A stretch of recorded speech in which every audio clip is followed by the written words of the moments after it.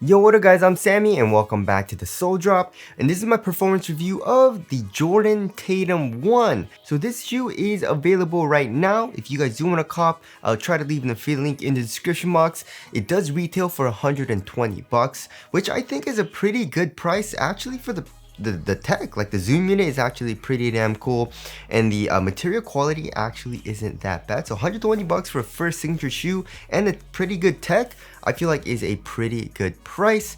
Of course, this is Jayson Tatum's first signature shoe with Jordan brand, and of course we have Ja Morant's signature shoe coming out, and also Devin Booker's signature shoe is slated to release next year, summer of next year actually. There's a lot of first signature shoes coming out, but let's get it started off with the Tracciones. And in the Tatum 1, there's actually not a whole lot of rubber, right? The only place there's rubber in the actual outsole is here in the forefoot, right? So we have one pod here where pretty much where the ball of your foot is, and then also another pod at the tip of the toe. And in this colorway, it's a translucent rubber, and basically everywhere else is just the foam. Very similar to the Currys, like the Flow, like the Curry 8, Curry 9, Curry 10, all the Flow Tros, and also very similar to the JB1, right? And as you guys all know, foam has very good performance. It just stops really well, and it's just weird. I wonder, maybe it's just a texture of foam, right?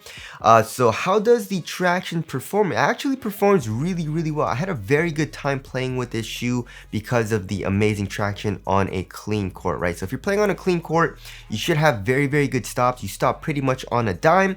There is a little bit of a squeak, right? When I first got it, it was kind of silent, right? Especially since it is there's a good amount of foam. But once I started playing it and breaking it a little bit, it started to squeak a little bit more, but still like not super loud.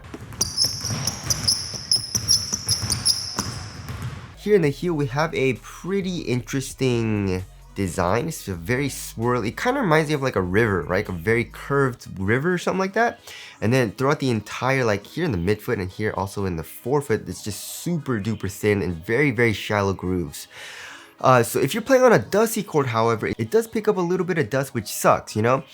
So yeah, I mean, if you're gonna be using foam, right? Foam, of course, first of all, isn't very durable, right? I mean, in the flows, it was a little, like, I feel like they engineered it where it's pretty durable. It was a lot better than I expected, but here in the Tatum 1, it doesn't seem very durable, first of all, right? So I don't know if you guys can see, but there is a good amount of ripping off, like right here. Like I guess I was doing toe drags or something, but here and also on the other shoe, there's a good amount of wear and tear there. In the heel though, not as much, I would say, but like, you know, I'm not like stopping like this a lot, you know, I'm stopping more on the forefoot. So I guess that is a good thing where they put the rubber, right? Like where the high wear area is, but like also there's no point in using the foam because there's not a whole lot of area here in the forefoot that has contact that's foam with the ground, you know? So if you're gonna be utilizing foam, I feel like they should have put a little bit more spots here in the forefoot, just because foam, like I said, has very good stops, right? Very good performance, right? But yeah, when I was playing on a dusty setting, I feel like this part, like this rubber part, was picking up a little bit of dust. Maybe if there was like a solid rubber part, and because obviously this colorway is translucent, maybe it would perform a little bit better on dust. But just in my personal experience, it wasn't very nice, right?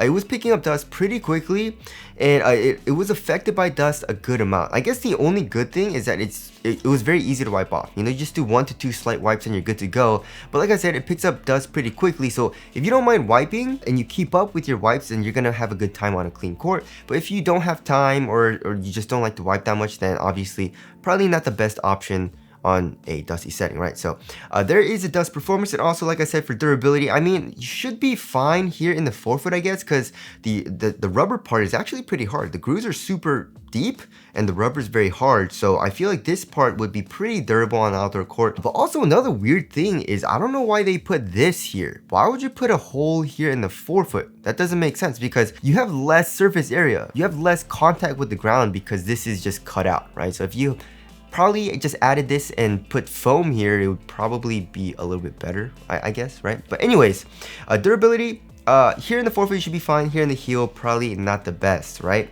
So overall traction, when I was playing on a clean court, it was great. Dust, it was a little annoying, but like I said, I don't really mind wiping that much, so it wasn't terrible because it was a pretty easy wipe, right?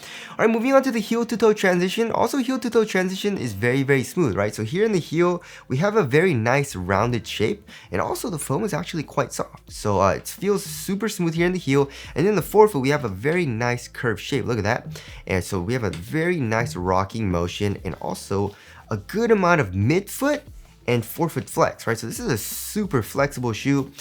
So I mean, obviously torsional support is not good in this shoe, right? So if you need torsional support, then obviously this isn't the best shoe for you. But for me, it was all good. You know, I didn't have any problems with my arch hurting or my feet hurting. I actually had a pretty good time. So overall, heel to toe transition, very smooth. And now moving on to the cushioning setup, which is one of my favorite parts about this shoe, right? So court feel is actually really good. You have very good court feel, but also it's super duper soft and bouncy, which I like, right? So they don't really mention what the foam is, right? So I'm guessing it's probably just a Phylon. I thought maybe it would be like Lunarlon or Cushlon just because of this pattern, right? Or maybe even React from the actual leaks, but they're not saying anything like that on the tech specs. So I mean, if it was React or something like that, they would have told us, right? So I'm guessing it's just like regular Phylon, but it's actually quite soft. So here in the heel, from the actual midsole, there's a nice little bit of compression, right? And also, if you remove the insole, I mean, the insole is just like a regular Ortholine insole. It's improved stepping comfort a little bit, but underneath that, it looks like the Trae 2 kind of strobo board, right? And the strobo board here in the Tatum 1 in the heel is actually quite soft. Like if you pressed on the strobo board in the heel, there's a good amount of compression, right? So stepping comfort in the heel is great, and also stepping comfort in the forefoot is super nice as well, just because of this larger zoom unit, right? So we basically have an uncaged zoom unit is what they were calling it, I believe. And it's a pretty large zoom unit, as in like the surface area is large, right? So usually, like, you know, in the PG1 unit, it's just like a half circle, but it's a little bit larger than that. But the thickness is around the same, right? So I really like how this system works, right? So I feel like this is the most pure form of zoom that you can get, where, you know, like zoom is usually encased, right? And also there's a very stiff strobo board over the zoom unit, which honestly, it's like you don't really feel the zoom unit a lot sometimes, you know what I mean? And sometimes it can be pretty, like, kind of bouncy, sometimes it's a little stiff, but in this JT1 is like the perfect thickness for me personally, just because, you know, like in the Jordan 37, it's double stacked and it's just way too much for me personally. There's too much compression, too much bounce, feels a little unstable, right? But here in the JT1, it's like just a regular zoom unit as far as the thickness goes, it feels like. So it's just like a very nice, subtle, quick bounce. You know what I mean? It's not too much compression or anything like that. And also, it's not like a zoom strobo unit in the forefoot where like your forefoot or your foot is right on top of that zoom unit. So it's like a little too much for me personally. There's a little bit of something over it. So you still feel the zoom unit right underneath your foot. But in my opinion, it's just a right amount, like the perfect amount of zoom or like bounce, which feels great in the forefoot.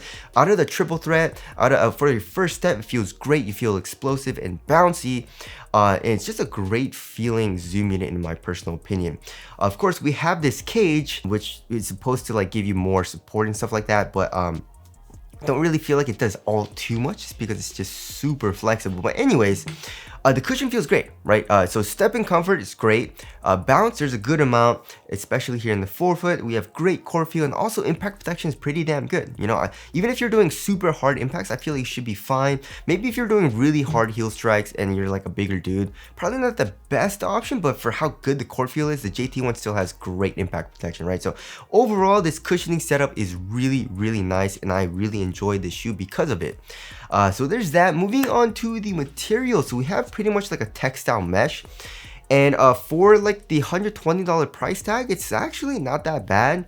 It does feel like a little cheap, but not terribly cheap, you know? So it's thin, it conforms to your foot very well, so because of that, it's pretty damn comfortable.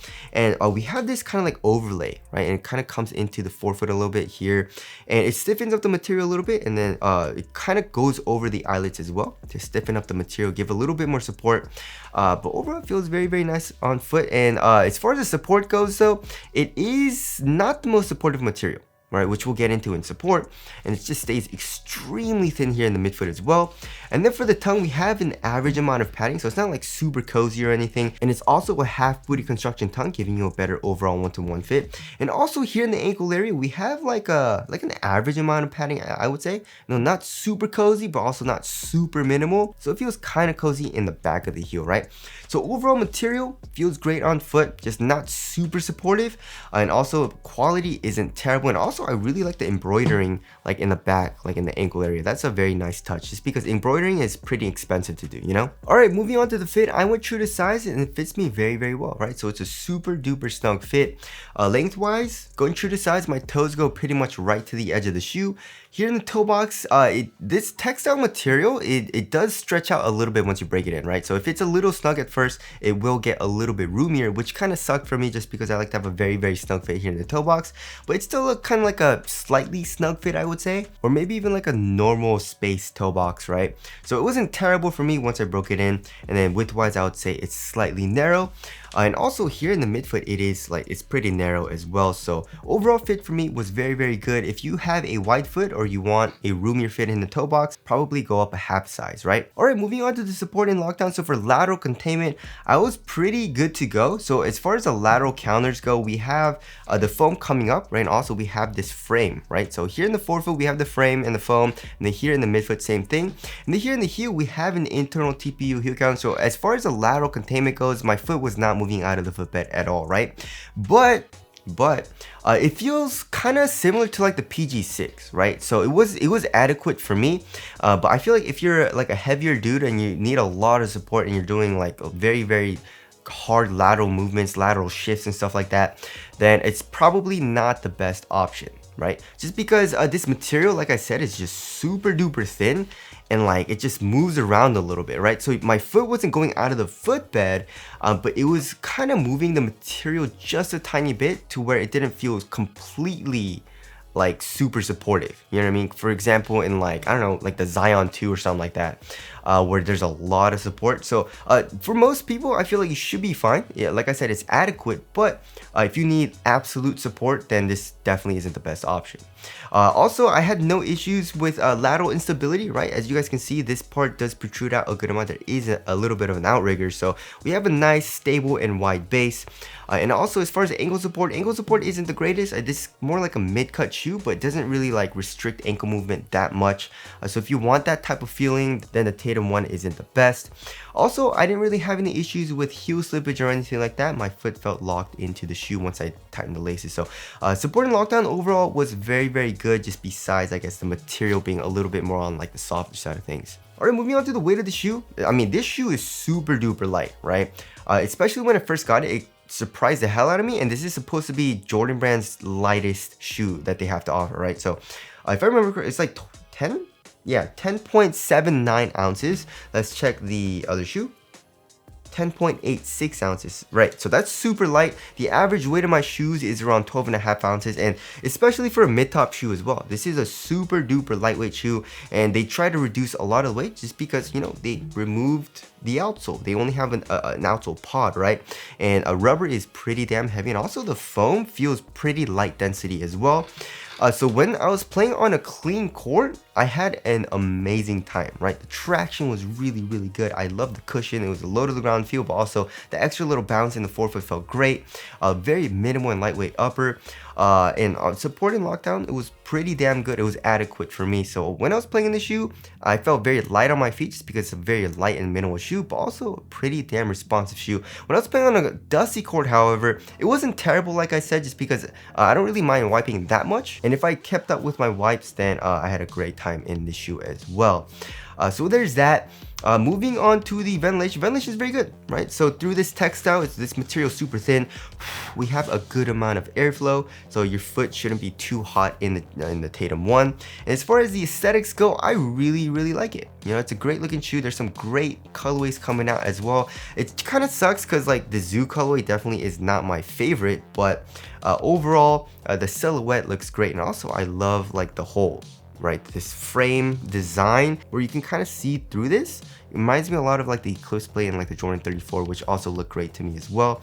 I just like also right here you can see through it, right? And also from the bottom of the shoe. So tell us what you guys think of the aesthetics down in the comment section below. So wrapping things up, yeah, I really enjoyed playing this shoe, right?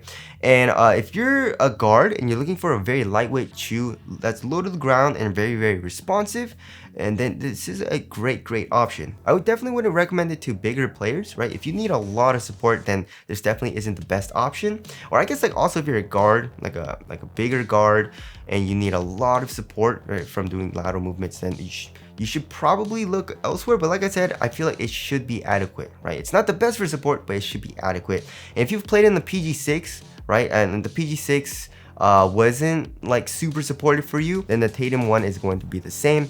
But if you played in the PG6 and it was fine, then the Tatum one should be okay, I feel like, in my personal opinion. But anyways, that about concludes my review of the Tatum one. Again, if you guys do want to call, I'll try to leave an affiliate link in the description box. But that's it. Thank you guys for watching, and I'll see you guys in the next one.